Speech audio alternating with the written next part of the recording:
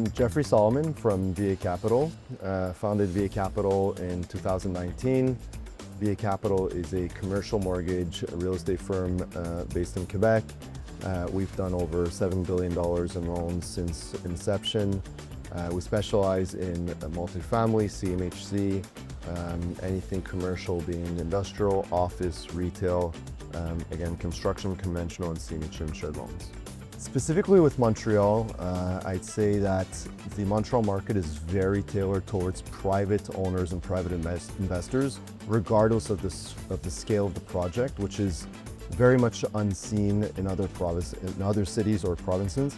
So it's very interesting to see how these private developers are able to scale, are able to grow, are able to own it. It makes it more of a reality rather than an impossible journey or career for some who may have the dream and ambitions.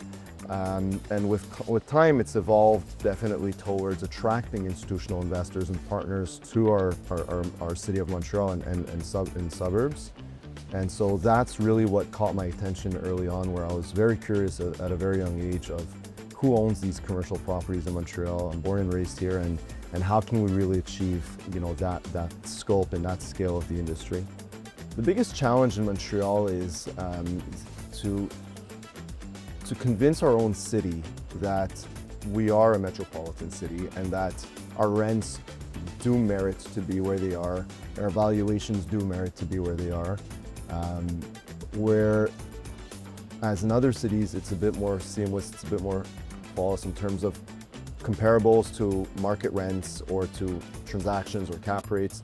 Montreal seems to have been an underdog for a very, very long time. It's coming out of that cocoon of being an underdog, but there's still a lot of pressure downwards for our reality to realize that rents are normal, and it's normal to see rents at the levels that they're being projected by developers and by landlords on existing properties. So the more that we work together to justify that these rents are merited and these valuations are merited, the more Montreal is going to gain value as a city and its real estate in turn.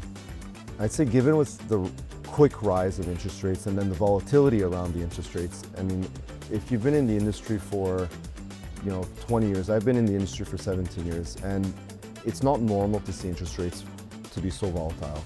And due to that fact, within the beginning of a file to the end of a file, call it a 3 to 4 month process, the interest rates could swing 25 to 75 basis points. We've seen them swing that much within the beginning to the end of a file, and it really takes lenders to think outside the box. And in the last, I'd say 4 years, it took lenders to get out of their comfort zone, to get out of their underwriting metrics, to scrap their Excel sheets and deliver so that developers or existing buyers, property buyers, can keep on going with their business models.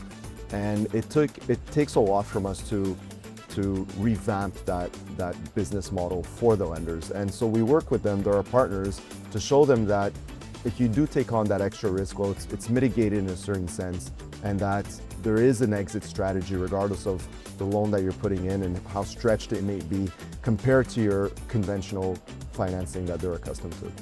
So I mean, in my specific case, I started in the industry in 2006 or 2007. So it's really been a nice journey.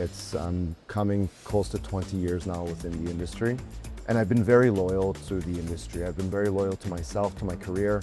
And my formula really is hard work, loyalty, and passion really results to great success and a great network.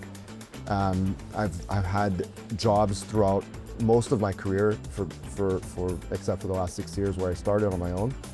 And in the last 6 years, I really just started collecting my chips, right? And people were very happy to support, were very happy to, see us succeed. And that wouldn't have happened if I didn't have that loyalty or I didn't work as hard. They didn't know me as someone that will do absolutely anything to achieve, a positive outcome. So when you stick to a career and you stick to that network, the people that I've worked with 18 years ago are either clients, partners, or just service providers that I work with today, and that just makes for a perfect marriage within a career.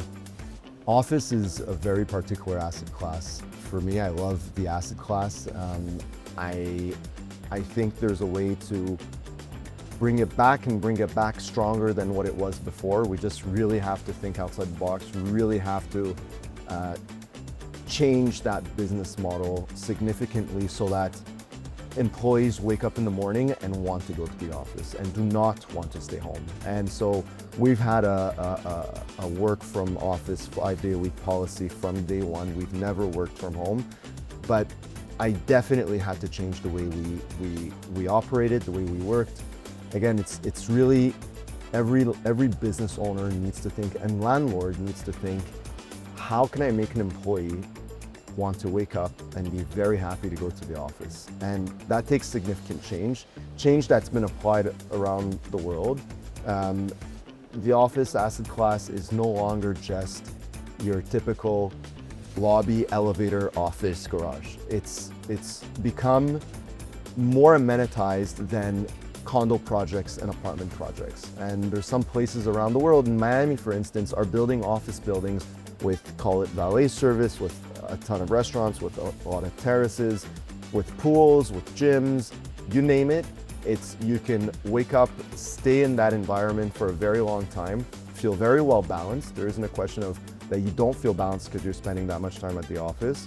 And I think these are trends that we need to adapt to if we want to bring the office market back to where it was.